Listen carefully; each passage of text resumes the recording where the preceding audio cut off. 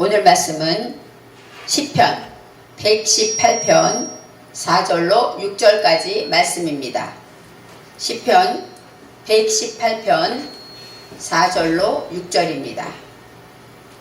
구약성경 888쪽쯤에 있습니다. 888쪽쯤에 있습니다.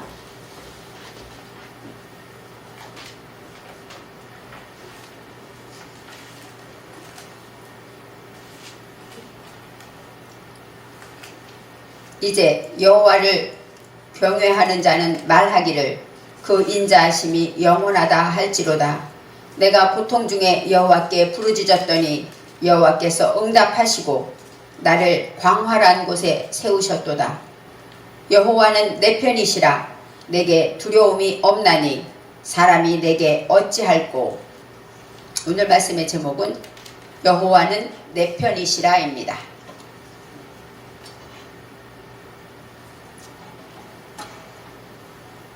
오늘은 2024년 두 번째로 맞는 주일입니다. 주일은 아침에 눈을 뜨면 오늘은 하나님께 예배드리는 날이구나 하고 생각하면 마음이 즐거워지고 행복해집니다. 그래서 저와 여러분은 행복한 주일을 맞고 있습니다. 아멘. 우리는 하나님의 말씀을 들으면서 새 힘을 얻습니다. 그리고 그때 들은 그 말씀을 한 주간 동안 묵상하면서 날마다 하나님을 의지하며 하나님을 향한 소망을 가지게 되는 것입니다. 하나님은 우리를 사랑하셔서 우리에게 새해에 정말로 형통하게 하신다라는 축복의 말씀을 주셨습니다. 그래서 우리는 2024년은 형통할 거야 하는 믿음을 가지고 시작하게 되었습니다. 신실하신 하나님은 우리와의 약속을 한 번도 어기신 적이 없습니다. 우리가 구한 것을 주시지 않은 것 같지만 시간이 지나고 보면 그것보다 더 좋은 것을 우리에게 주셨음을 우리는 늘 깨닫고 살면서 그렇게 믿어져 가고 있는 것입니다. 이제 하나님이 어떻게 우리를 인도하실까? 이제 1년이 지나고 2년이 지나면 오늘 아침에 어떤 목사님이 그러시더라고요. 하루가 지나면 앞으로 내가 살 날이 하루가 없어졌다라고 말씀하시는데 세월이 간다는 것은 어린아이들에게는 기대와 소망이 있어요. 어린아이는 점점 자랍니다. 그런데 어른들은 어떨까요? 세월이 지나면 점점 늙어갑니다. 나이가 드니까 허리도 아프고 몸이 여기저기 고장나는 것을 느끼게 돼요. 그리고 이제 예전 같지 않아서 마음껏 주님을 찬양하는 것도 마음껏 예배드리는 것도 부족해질 때가 있습니다. 고린도후서 4장 16절에 겉사람은 낡아지나 속사람은 날로 새롭도다 하고 사도 바울이 말했어요. 그렇습니다. 우리 육신은 시간이 지나면 낡아집니다. 그리고 점점 부패되고 썩어지는 것이죠. 그러다 마지막에 주님께 가지 않습니까? 그렇지만 우리의 속사람은 날로 새롭도다. 이것이 바로 얼마나. 그래서 사도 바울은 말합니다. 그래서 우리는 낙심하지 않는다라고 말해요. 저와 여러분은 나이를 먹으면서 점점 몸도 약해지고 부족해지고 할 수 있는 것이 없어지면 없어지지만 우리의 속사람은 날마다 주님을 만나고 주님과 교제하지 않습니까? 그래서 날마다 새로워진다라고 말합니다. 우리가 예전에 내가 할 것이 이제 많았지만 점점 없어질 때 우리는 어때요? 주님을 더 의지하게 되죠. 주님을 바라보게 되는 것입니다. 그리고 또 하나님은 우리의 외모를 보는 것이 아니라 중심을 보신다는 말씀이 얼마나 위로가 되는지 모릅니다. 저희 친정어머니가 요양병원에 계신데 이제 죽을 떠넣어드려야 돼요. 그러면 식사하기 전에 이제 손을 붙잡고 기도를 합니다. 하나님 식사를 합니다 하면 아멘 하면 따라서 아멘 하십니다. 잘 말씀도 많이 못하시지만 한 숟갈 떠서 드려야만 식사를 못하시지만 그래도 아멘 할 때 따라 하십니다.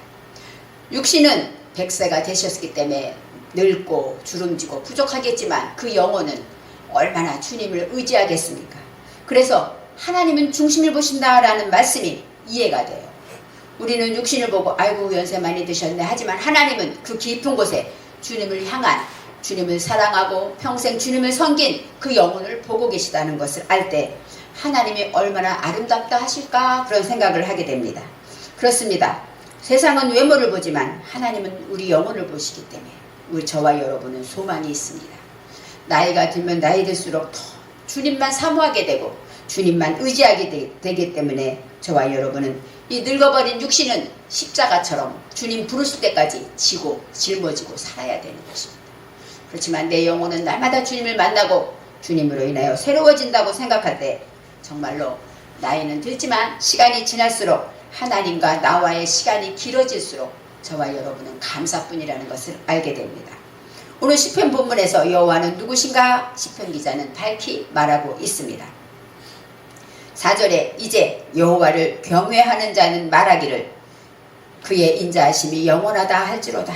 이제라는 단어가 이제는 히브리어로 나라는 뜻인데 어떤 뜻이냐?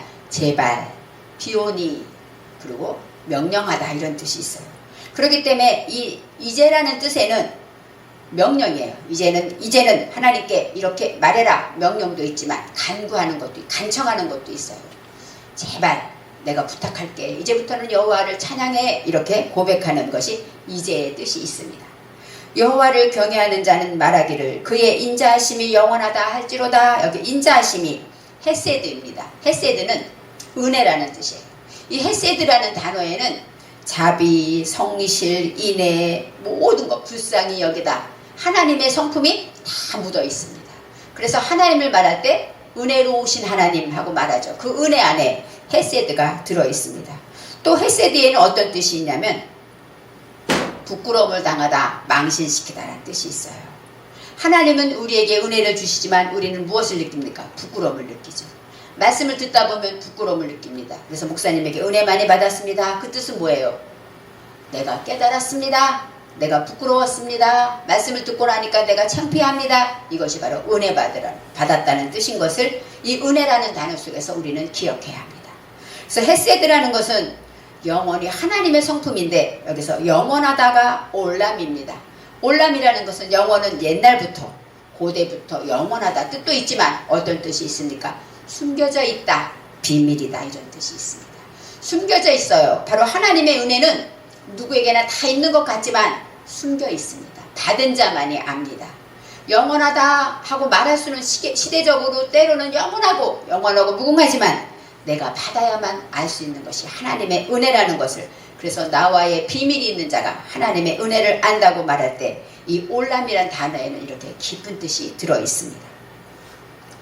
이제 여호와를 경외하는 자는 뭐라고 말해야 돼요? 그의 인자하심이 영원하다라고 말하라는 거예요. 왜냐고? 왜? 영원하다라고 경외하는 사람들이 왜?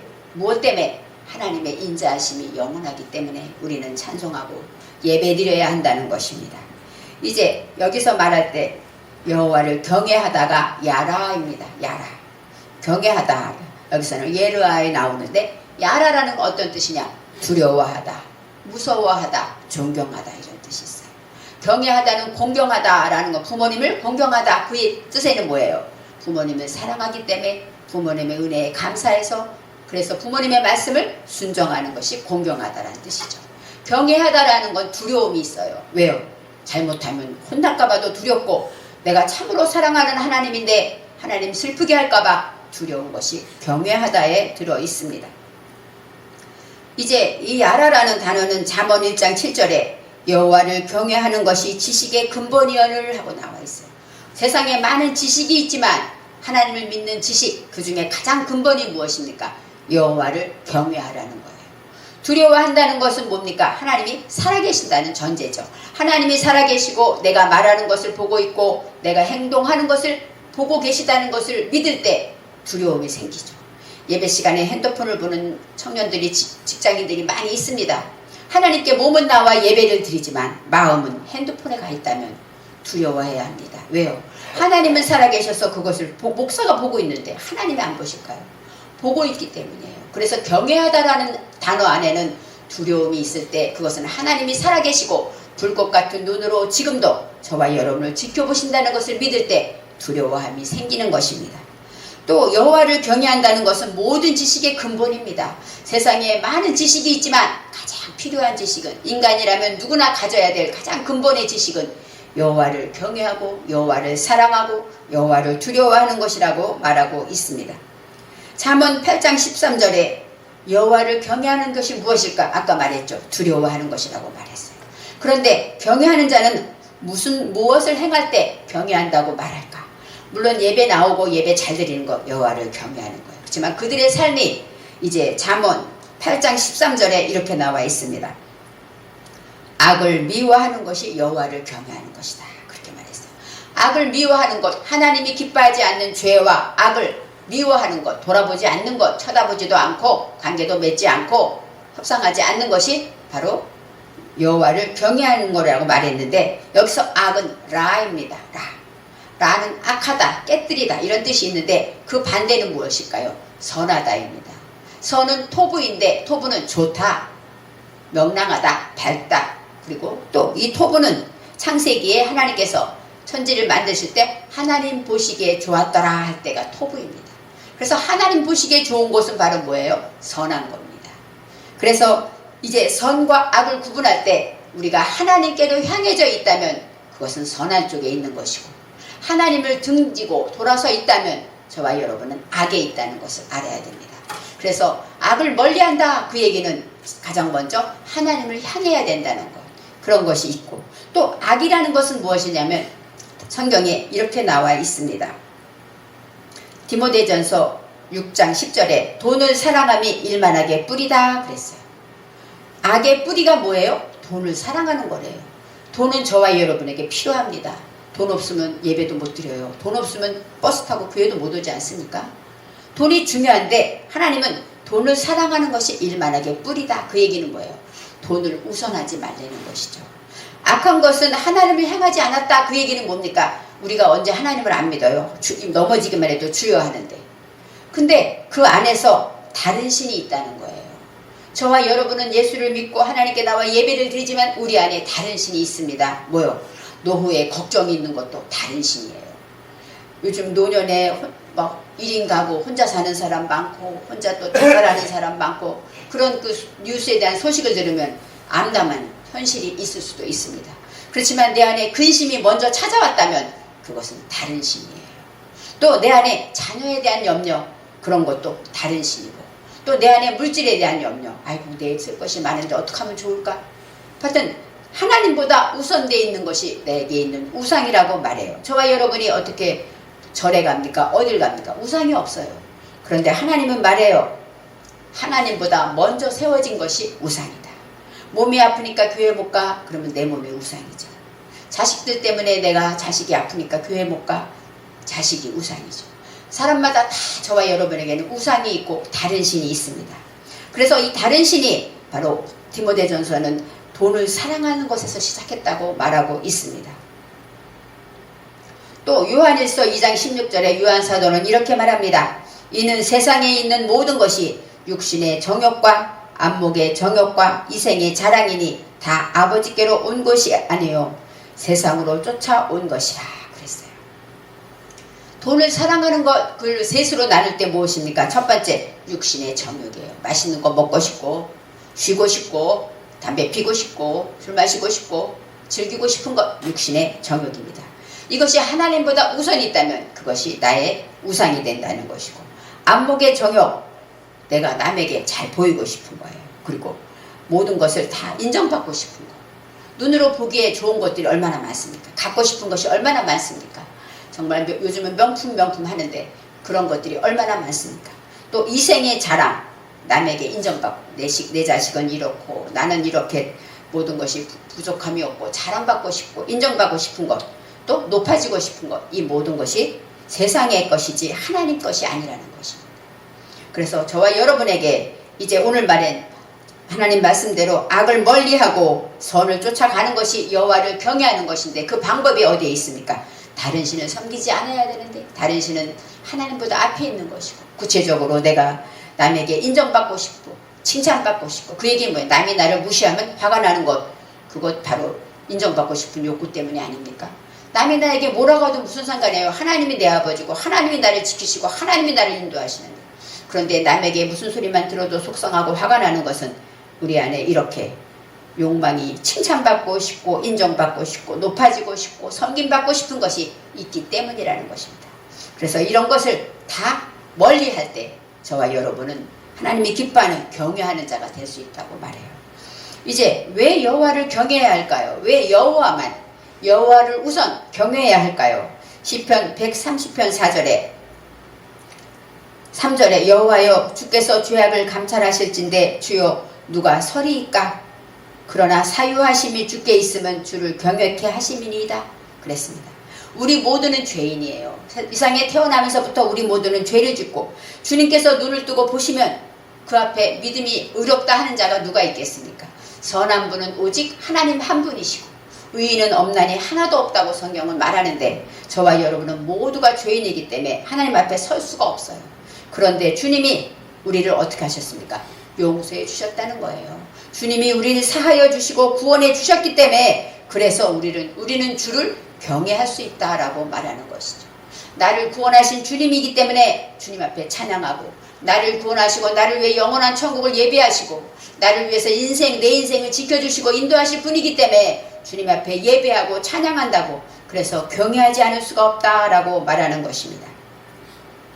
골로새서 1장 14절에 그 아들 안에서 우리가 구속 곧 죄사함을 얻었도다. 그렇습니다. 하나님께서 하나님의 아들 독생자 예수 그리스도를 이 땅에 보내주셔서 그분으로 인하여 저와 여러분이 구원함을 받았기 때문에 여호와를 경외하지 않을 수가 없다고 말합니다. 오늘 5절 말씀에 내가 고통 중에 여호와께 부르짖었더니 여호와께서 응답하시고 나를 넓은 곳에 세우셨도다 그랬습니다. 내가 고통이 차르입니다. 차르는 어떤 뜻이냐? 좁다, 그 다음 협착하다, 공경, 역경, 억압받다 이런 뜻이에요. 고통이라는 것은 많은 뜻이 있겠지만 좁은 곳에 갇힌 거예요. 좁은 곳에 딱 갇히게 되면 앞이 안 보이죠. 캄캄하죠. 우리가 순간 무슨 병이 걸리거나 아니면 또 내가 뭐 물질에 갑자기 어려움을 당할 때 걱정이 찾아오고 그럴 때는 길이 안 보여요. 그래서 나도 모르게 누가 나를 가둔 것이 아닌데 감옥에 가둔 것처럼 좁은 곳에 갇혀 있습니다. 그래서 걱정과 근심이 나를 온전히 억누르고 짓누르게 될 때 그것이 바로 고통이라고 성경은 말하고 있습니다. 여호와께 부르짖었더니 카라입니다. 그것은 외치다, 기원하다. 하나님 앞에 나의 고통을 외친 거예요. 하나님 부른 거예요. 도와주세요. 소리친 것입니다. 바로 우리는 기도했다라고 말하죠. 여호와께서 응답하셨다. 응답해 주셨습니다. 그런데 결론은 뭐 응답하고 어디로 세워줍니까? 나를 넓은 곳에 세우셨도다. 내가 좁은 곳에 있기 때문에 하나님께서 나를 손오공처럼 넓은 곳으로 옮겼습니까? 그런 뜻이 아닙니다. 여기서 넓은 곳이라는 것은 나를 이라는 건 원어에도 없어요. 세우셨도다 원어에 없습니다. 단 한 단어 라하브란 단어 라하브 넓은 곳 안에 이런 뜻이 있어요. 빼 라하브 넓은 곳 안에 있게 하셨다라는 것입니다. 이 라하브라는 것은 넓다, 넓어지다, 또 커지다, 광활하다, 위대해지다. 그 외에 또 어떤 뜻이냐면 이해력이 넓어졌다 이런 뜻이 있고 마음이 열렸다, 또 풀어지다 이런 뜻이 있습니다. 그러니까 넓은 곳이라는 것은 어떤 뜻일까요? 내가 고난 중에는 나도 모르게 나를 누르고 그 누름과 고통 때문에 내가 좁은 곳에 갇혀있는 것 같고 협착한 곳에 눌려있는 것 같았지만 하나님이 나를 응답하고 나니까 내가 있는 곳이 어떤 자리예요? 넓은 자리가 된 거예요. 하나님께서 내 마음을 만져주고 나니까 내가 넓어진 거죠.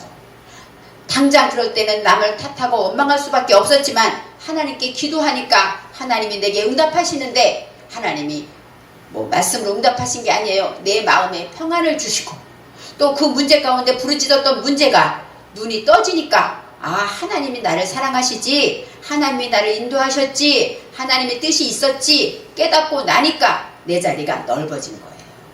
내 문제가 다 해결돼서 돈이 없으니까 돈이 해결된 그런 응답이 아닌 것입니다. 문제는 누구에게나 와요. 저와 여러분에게 날마다 문제가 있어요. 어떤 사람은 물질이 없고 어떤 사람은 자녀가 아프고 어떤 사람은 내가 아프고 많은 문제가 있지만 하나님의 응답은 어떻게 해요? 나를 평화로 인도하시고 하나님의 뜻에 감사하게 하시고 넓은 곳에 세워주신다라는 것이 있습니다.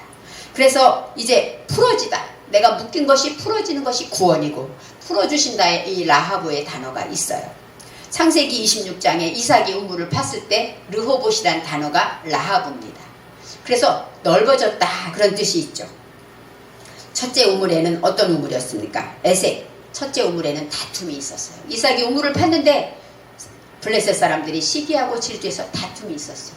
그래서 다 포기하고 양보하고 두 번째 우물을 파니까 사탄 바로 신나는 사탄입니다. 적대시하고 대적하는 무리들이 나타났어요. 그래서 그것도 지나고 마지막 세 번째 또 우물을 파니까 아무도 거기에 대해서 반대하는 사람도 없고 다투는 사람도 없고 이제 르호봇 넓어졌다. 르호봇은 넓어지다. 번성하다 이런 뜻이 있습니다. 그래서 이 라하브라는 단어에는 이렇게 다툼도 있었고 반대하는 것도 있어요. 왜요? 우리가 고난 중에 있을 때 남을 원망하니까 그 사람은 나랑 싸우지 않아요. 근데 내 자식이 나를 무시할 때 이 자식과 나는 싸워요. 계속 내 안에서 싸웁니다. 부부지간에도 누가 나에게 화를 내면 겉으로는 안 하는데 내 속에서는 계속 다툼이 있죠. 그리고 적대시하고 반대하는 것들 내 안에 있는 것들을 말합니다. 그렇지만 하나님의 말씀으로 주님께서 내 마음을 만져주시고 응답해 주시면 저와 여러분은 평안으로 감사함으로 이제 넓은 곳에 이해가 돼요. 그 사람의 마음이 이해가 되고 하나님이 그래도 그 사람을 인도해 주실 거야 믿음이 생기고 묶였던 것이 풀어지고 마음이 넓어지는 것 그래서 번성하게 되는 것 이것이 바로 라하브 넓은 곳이라는 뜻이 있습니다. 이제 여호와의 은혜는 아까 말했죠. 영원하다가 숨겨진 자예요. 그래서 하나님께서 이렇게 말씀하십니다. 내가 고통 중에 있을 때 하나님께 부르짖었더니 하나님이 나를 넓은 곳에 세우셨어. 하나님은 나를 이렇게 마음을 만져주셨어. 바로 하나님의 은혜를 만난 것이고 체험한 것입니다. 그래서 여호와를 경외하는 자는 하나님께 부르짖어서 기도하는 자이고 하나님께 예배했더니 내가 몸이 아팠는데 기도했더니 하나님이 치료해 주셨어. 하나님과 나와만이 아는 비밀을 가진 자 그것이 바로 영원하다에 들어있어요. 그래서 하나님과 나와의 은혜는 숨겨져 있습니다. 내가 고통 중에 하나님이 내 기도를 들어주셨고 내가 아플 때 또 내가 문제가 있을 때 내가 회개할 때 용서해 주셨고 이 모든 것들은 다 숨겨진 영원한 것들이라고 말하고 있습니다. 오늘 6절에 여호와는 내 편이시라 내가 두려워하지 아니하리니 사람이 내게 어찌할까 라고나 여호와는 내 편이시라 이 내 편이시라가 리라는 단어 딱 하나로 나와요. 리는 이 레 그것은 뭐냐면 나에게란 뜻이 있고 또 레는 무엇 위하여 후럼 또 포 위하여 무엇으로 붙어라는 뜻이 있어서 이 레라는 전치사는 나를 위하여 라는 뜻으로 해석할 수가 있어요. 그래서 여호와는 누구를 위해 있습니까? 나를 위해 있는 자예요. 여호와는 지금도 나를 위해서 계신 분이에요. 그것을 믿어질 때 여호와는 우리말로 내 편이다 이렇게 표현한 것입니다.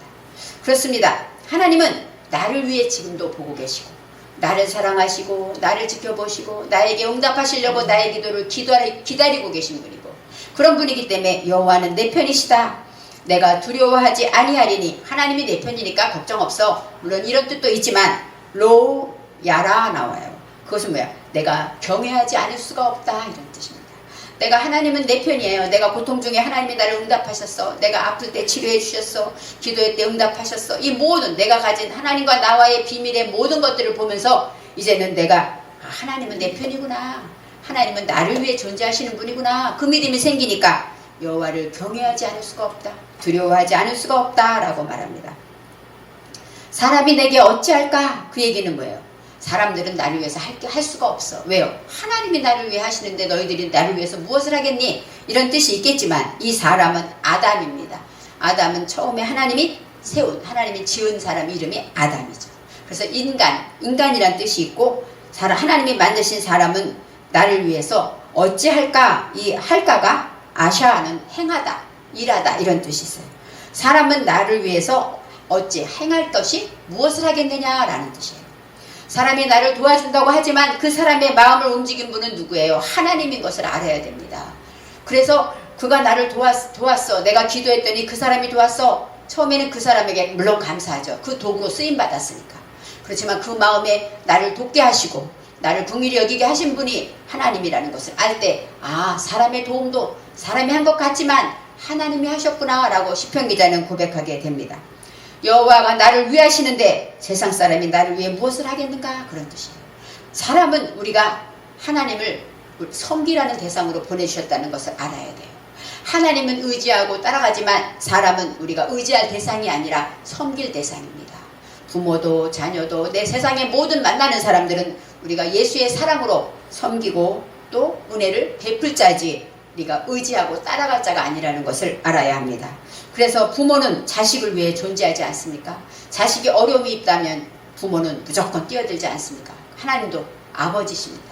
우리를 위해 존재하시고 우리를 이 땅에 보내시고 이 땅에 우리와 함께 계시고 우리와 영원한 천국에 함께 가시는 그분이 바로 여호와라는 것을 기억할 때 하나님은 오늘도 나를 위하여 기도하고 계시고 또 나의 기도를 응답하시며 우리의 믿음을 세워주시고 인도해 주신다는 것을 알아야 합니다.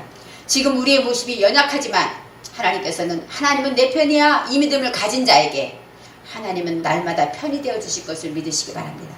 그래서 하나님은 내 편이야 내가 무엇을 잘해서가 아니라 나를 구원하신 주님이기 때문에 주님은 나를 내 것이라 말씀하셨고 영원한 천국으로 인도하실 분이기 때문에 여호와는 우리의 편이심을 알아야 합니다. 영원하신 하나님 나를 위해서 은혜 주신 하나님 영원하신 인자하심이 영원하도다 찬양하는 그 시편 기자의 찬양이 저와 여러분에게 나타나기를 바랍니다. 그리고 나를 구원하신 주님을 지금부터 영원히 내 편임을 기억하며 어떤 문제가 찾아와도 하나님은 내 편이라 내 마음을 지켜주시고 인도해 주실 거야 하고 영원한 처소로 인도하실 주님을 바라보기를 바랍니다. 2024년도에는 언제나 하나님은 내 편이 되셔서 저와 여러분을 지켜주시고 또 넓은 곳으로 인도하셔서 늘 환난 가운데 있지만 찬양을 잃지 않게 하시고 기도하게 하시고 응답해 주셔서 감사하게 하는 저와 여러분을 푸른 초장으로 인도하시는 주님이 되시기를 바랍니다. 기도하겠습니다. 사랑의 하나님 감사합니다. 정말로 여호와는 내 편이시다 라는 뜻을 생각하면서 나를 구원하신 주님이 언제나 나를 위해 존재하심을 알고 늘 주님을 부르며 주님 안에서 살게 하여 주옵소서. 감사드리며 예수님의 이름으로 기도합니다. 아멘.